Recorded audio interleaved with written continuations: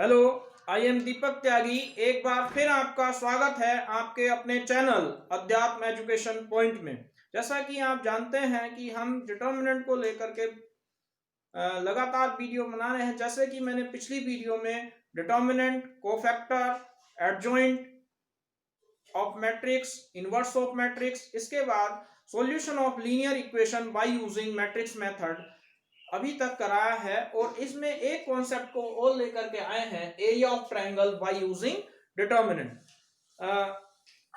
जैसा कि आप जानते हैं कि इससे पहले मैंने डिटर्मिनेंट टॉपिक करा चुका हूं, तो उसमें एरिया ऑफ ट्रायंगल को समझना कोई मुश्किल बात नहीं है। इस वीडियो को आप अंत तक जरूर देखें और अगर अच्छी लगे तो इसे लाइक और सब्सक्राइब करना ना भूलें। तो चलिए हम शुरू करते हैं area of triangle by using determinant. जैसे मान लो हमारे पास एक ट्रायंगल गिवन है जिसके 3 वर्टेक्स, ये ए, ये बी और ये सी, इसके कोऑर्डिनेट x1 y1, इसके x2 y2 और इसके x3 y3।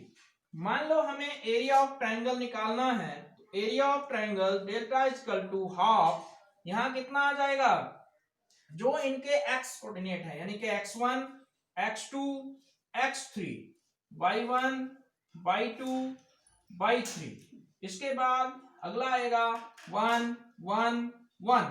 तो यहां पर जब हम बात कर रहे हैं तो इस तरीके से हम क्या कर सकते हैं, इसका वैल्यू निकाल सकते हैं। समझ में आ गया होगा कि x1 x2 x3 y1 y2 y3 1 1, यानी कि इसका डिटर्मिनेंट निकालेंगे और 2 से डिवाइड कर देंगे तो किसी भी ट्रायंगल का जिसके 3 वर्टेक्स गिवन होंगे उसका एरिया निकल सकता है। दूसरा इसका केस है कि by chance if delta y equal to 0, यानी कि अगर डिटर्मिनेंट की वैल्यू 0 आ गई तब हमारे पास क्या होंगे, पॉइंट्स जो गिवन होंगे A B C will be कैसे होंगे, कोलिनियर, यानी कि वे सब कोलिनियर होंगे। अब जैसे मान लो ये दो चीजें याद रखनी है mainly, delta equal to half x1 x2 x3 y1 y2 y3 1 1, और बाय चांस अगर ये कहता है कि प्रूफ करो कि ये पॉइंट्स कोलिनियर हैं तो तीनों पॉइंटों को हम ए बी सी को लेकर के इसके डिटर्मिनेंट निकालेंगे। अगर उसकी वैल्यू 0 आ गई तो हम कह देंगे कि पॉइंट कोलिनियर है। या ऐसा भी क्वेश्चन आ सकता है कि find the value of K if A B C are collinear, तब भी यही कॉन्सेप्ट यूज करना है और यहाँ पर के 0 लेकर के चलेंगे। चलिए इन पर कुछ क्वेश्चंस करते हैं। जैसे सबसे पहला क्वेश्चन हम ले लेते हैं, मान लो हमारे पास किसी ट्रायंगल, एक ट्रायंगल है एबीसी जिसके वर्टेक्स निकालने हैं। इसके ए के वर्टेक्स दे रखे हैं 1 0 और बी के वर्टेक्स दे रखे हैं 6 0 और सी के वर्टेक्स दे रखे हैं 4 3। जैसा कि मैंने बताया, मान लो ए को हमने मान लिया x1 y1, बी को मान लिया x2 y2 और सी को मान लिया कितना x3 y3। अब कहता है इसका area of triangle, area of triangle A B C. तो इसका जब हम वैल्यू निकाल रहे हैं तो क्या होगी, हाफ, यहां पे फॉर्मूला है x1 x2 x3 y1 y2 y3 और ये 1 1 1। तो जब यहां वैल्यू निकालेंगे तो ये आएगा हाफ। इसकी जब वैल्यू देख रहे हैं तो x1 कितना है 1, x2 कितना है 6, ये कितना है 4 और ये 0 0 और 3, और यहाँ पे हमेशा 1 1 लेना है। जब हम इसे सोल्व कर रहे हैं तो इसे सोल्व करने के लिए मान लो अब हमें डिटर्मिनेंट निकालना है, तो हाफ कैसे निकालेंगे, पहले 1 लिया, याद होगा 0 1 3 1, मैंने बताया था डिटर्मिनेंट निकालना। अगर हम पहला एलिमेंट ले रहे हैं तो फर्स्ट रो फर्स्ट कॉलम 0 1 3 1, अब -0, जब ये ले रहे हैं तो कितना आ गया 6 4 1 1 और थर्ड वाला 1, यानी कि क्या आ जाएगा 6 0 और कितना 4 3। तो जब इसे सोल्व कर रहे हैं तो यहां से आ जाएगा हाफ और ये वाली वैल्यू 1 -3, वो 0 -3 और ये पूरा 0 क्योंकि 0 से मल्टीप्लाई करेंगे, प्लस 1 6 3 जा 18 और 4 की 0 से करी 0। तो ये वाली वैल्यू आ गई हाफ -3 प्लस 0 और प्लस 18। तो 18 माइनस 3 कितना हो गया 15/2 स्क्वायर यूनिट। तो इस तरीके से हम एरिया निकाल सकते हैं। मेरे ख्याल से कॉन्सेप्ट क्लियर होगा कि जब भी हमें किसी ट्रायंगल एबीसी के तीनों वर्टेक्स दिए हों, ये x1 y1 x2 y2 x3 y3, तो जब हम इनकी वैल्यू निकाल रहे हैं तो ये फॉर्मूला हुआ x1 1 x2 6 ये 4 फिर 0 0 3 फिर 1 1 पहली रो को लेकर के हमने डिटर्मिनेंट कैलकुलेट कर दिया। डिटर्मिनेंट की वैल्यू कितनी आ गई 15। तो 15 को जब 2 से डिवाइड दिया तो कितनी आ गई 15/2 स्क्वायर यूनिट। मेरे ख्याल से समझ में आ गया होगा कि किस तरीके से हम डिटर्मिनेंट का कॉन्सेप्ट यूज करके एरिया ऑफ ट्रायंगल कैलकुलेट करते हैं। अब आता है हमारे पास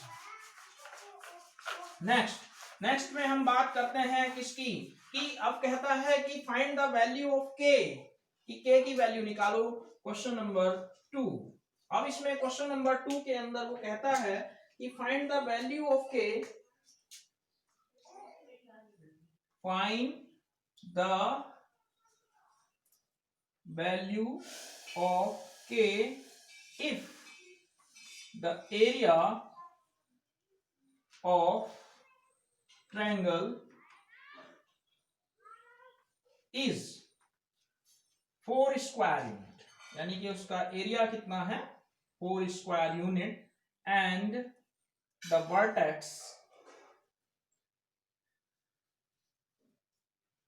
वर्टिसेस आर, क्या क्या दे रखे हैं, मान लो हमारे पास K0 40 और 82, K0 40 और 82। जब इसका सॉल्यूशन निकाल रहे हैं तो हमें पता है, देखो बड़ा सिंपल क्वेश्चन है। इस क्वेश्चन में क्या कह रहा है कि के की वैल्यू निकालो अगर एरिया गिवन है 4 स्क्वायर यूनिट। देखो एक कॉन्सेप्ट को यहां समझ लो, बाई चांस एरिया मेरा आया -4, तब एरिया नेगेटिव तो नहीं होता, तब भी हम कितना मानेंगे 4। और अगर एरिया आता है +4 तब भी कितना है 4। तो इसका मतलब जब कभी भी एरिया गिवन हो तो उस पर हम हमेशा 2 साइन यूज करके चलते हैं, एक पॉजिटिव और एक नेगेटिव। तो यहां पे कितना दे रखा है, गिवन है डेल्टा की वैल्यू जो दे रखी है वो +-4, तो ये हो जाएगा half x1 x2 x3 y1 y2 y3 1 1 1 equal to +-4। +-4 मैंने इसलिए कंसिडर करा कि बाई चांस तुम्हारा किसी ट्रायंगल का एरिया +4 आता है तब भी 4 ही माना जाएगा, और -4 आता है तब भी +4 ही माना जाएगा, क्योंकि एरिया कभी नेगेटिव नहीं होता। जब हम इसकी बात करते हैं तो यहां पर देखिए ये आ जाएगा हाफ, और वैल्यू कितनी आएगी के, ये x1 4 8 0 0 2 1 1 1 इक्वल टू +-4। यहां तक क्लियर। जब ऐसे सोल्व करेंगे तो हाफ, ये वाली वैल्यू कितनी आ जाएगी के, और यहां से ये खत्म तो 0 1 2 1 -0, फिर वैल्यू कितनी आएगी 4 8 0 2 +1, और फिर वैल्यू कितनी आ जाएगी 4 8 1 1 4 8 0 2। ठीक है, जब इसे सोल्व करेंगे तो इक्वल टू कितना आ गया +-4। ये 2 इधर डिवाइड कर रहा है तो उधर जाके क्या करेगा मल्टीप्लाई, के 0 -2 -0 +1 4 2 8 -0 इक्वल टू +-8। तो ये आ गया -2k और +8 इक्वल टू +-8। अब जब कभी ऐसा आ जाता है +-8 तो हमें दोनों ही कॉन्सेप्ट लेने पड़ेंगे, एक बार पॉजिटिव साइन और एक बार नेगेटिव साइन। तो यहां से लिखेंगे टेकिंग पॉजिटिव साइन, यानी कि प्लस साइन लेने पर तो -2k + 8 इक्वल टू 8, 8 से 8 कैंसिल, तो -2k इक्वल टू 0, तो k की वैल्यू कितनी आ गई? 0। अब दूसरा यहाँ पे टेकिंग, अगर मान लो हमने कैसा ले लिया, माइनस साइन, अगर माइनस साइन ले लेते हैं तो वैल्यू कैसी आएगी? -2k प्लस 8 इक्वल टू कितना? -8, तो -2k इक्वल टू -16, तो k की वैल्यू कितनी आ गई? 8। तो इस तरीके से भी हम वैल्यूज फाइंड आउट करते हैं k की, जब हमारे पास क्या हो, एरिया ऑफ ट्रायंगल गिवन हो और एक अननोन वैल्यू निकालनी हो। जैसे find the value of k if the area of triangle is 4 square unit and the vertex are k0 4 0 8 2, तो delta is equal to plus minus 4 half x1 x2 x3 y1 y2 y3 1 1 1, ये 2 divide कर रहा था इधर तो आके multiply कर दिया, 2 4 जा 8। अब यहाँ डिटर्मिनेंट निकाला k 0 1 1 2, तो 0 1 0 -2, फिर 4 2 जा 8, लेकिन ये 0 है इसलिए करने की जरूरत ही नहीं है, 4 2 जा 8 -0। अब -2k और +8, अब टेकिंग पॉजिटिव साइन लिया तो k 0 आ गया, टेकिंग नेगेटिव साइन लिया तो यहाँ +8 इधर आके माइनस हो गया, -8 +8 -16, माइनस से माइनस कैंसिल, तो k की वैल्यू कितनी आ गई? 8। तो ये हुआ जब हमें कोई अननोन वैल्यू निकालती हैं तब निकालते हैं। तीसरा कॉन्सेप्ट आता है इसमें कि एक लाइन की इक्वेशन निकालना जो दो पॉइंटों को ज्वाइन कर रही हो। तो उसमें देखिए सबसे पहला हमारे पास क्वेश्चन नंबर 3 क्या कहता है? Find the equation of line joining the point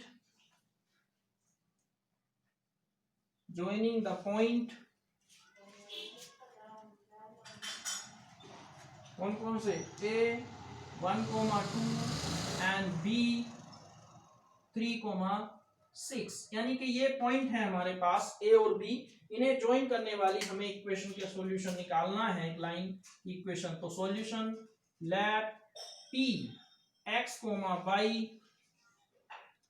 lie on the line AB। अब जब ये AB पे लाई कर रहा है तो इसका मतलब क्या हुआ? AB पे लाई करना है तो इसका मतलब क्या हुआ? Points are collinear. तो इसमें if A P B are collinear, अगर ये कोलिनियर है तब उस केस में देन क्या हो जाएगा? हमारे पास डेल्टा की वैल्यू कितनी आ जाएगी? 0।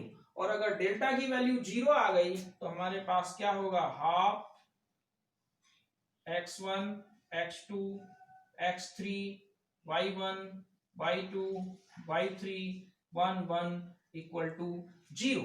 अब जब इसे सोल्व करते हैं तो हाफ पॉइंट कौन से आए?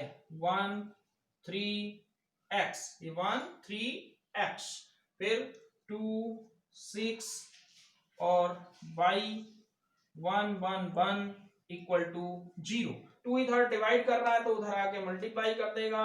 इसके बाद इसका डिटर्मिनेंट, या चलो अभी रहने दीजिए, यहां से 1 लिया तो ये वाली वैल्यू कितनी आई?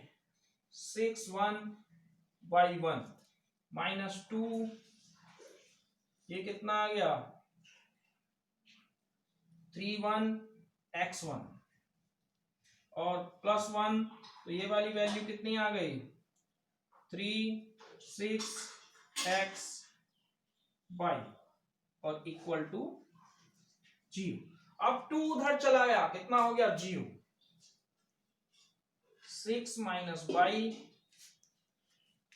-2 3 x और +1 3y -6x इक्वल टू 0। अब 6 y -2 3 जा 6 +2x और कितना हुआ? +3y -6x इक्वल टू कितना आ गया? 0। और जब ये वैल्यू 0 आ गई तो यहां पर हम क्या कर सकते हैं?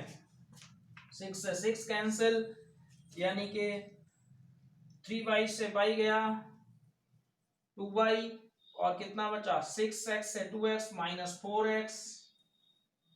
अब इसे पूरी इक्वेशन को अगर मैं 2 से डिवाइड कर दूं या ऐसे लिख देते हैं 2y इक्वल टू 4x, 2 से ये 2 कैंसिल, तो y किसके इक्वल हो गया 2x के। तो ये हमारा आंसर आ गया y इक्वल टू 2x। तो मेरे ख्याल से कॉन्सेप्ट क्लियर होगा कि जब कभी 2 पॉइंट दिए होने या ज्वाइन करने वाली लाइन के 2 कोऑर्डिनेट दे रखे हों और एक ऐसी equation of line find out करनी हो जो उन दोनों पॉइंटों को जोड़ती है, तो हम एक पॉइंट P लाई कर लेंगे x, y और APB जब कोलिनियर हो जाएंगे तो मैंने बताया था कि उसका एरिया ऑफ ट्रायंगल 0 हो जाता है। ये फॉर्मूला रखा, यहाँ से x1, x2, x3, y1, y2, y3 value put कर दी। इसके बाद इसका डिटर्मिनेंट, अब इसके बाद 2 यहाँ मल्टीप्लाई कर डिवाइड करना था तो इधर आके मल्टीप्लाई 0 इंटू 2 0। तो जब इसका डिटर्मिनेंट निकाला तो 6 माइनस वाई माइनस 2 3 जा 6 plus 2x plus 3y minus 6, तो 6 से 6 cancel, 2x 6x minus 4x और 3y से y गया 2y, 2 से 4 कैंसिल, तो y इक्वल टू कितना आ गया 2x। तो ये हमारी एनसीईआरटी की एक्सरसाइज है 4.3, आरडी में भी है और बाकी सारे बोर्ड्स में है। अगर आप चाहें तो इसे सोल्व कर सकते हैं। इसके बाद जो हमारे इस चैप्टर में डिटर्मिनेंट के अंदर एक ही टॉपिक बचा हुआ है वो होता है प्रॉपर्टी ऑफ डिटर्मिनेंट। वो बहुत ही इंपॉर्टेंट क्वेश्चन है और उससे जो है 4 मार्क्स का क्वेश्चन हर साल बोर्ड में आता है। तो इससे पहले आप इसमें जितने भी मैंने डिटर्मिनेंट का कॉन्सेप्ट पूरा किया है इससे रिलेटेड सब एक्सरसाइज कर सकते हैं और खाली एक प्रॉपर्टी ऑफ डिटर्मिनेंट को छोड़ के, उसके लिए हम जब भी नेक्स्ट वीडियो में मिलेंगे तो उसके साथ प्रॉपर्टी ऑफ डिटर्मिनेंट के साथ ही मिलेंगे। अगर आपको ये वीडियो अच्छी लगी हो तो इसे लाइक और सब्सक्राइब करना ना भूलें। आज के लिए बस इतना ही, धन्यवाद।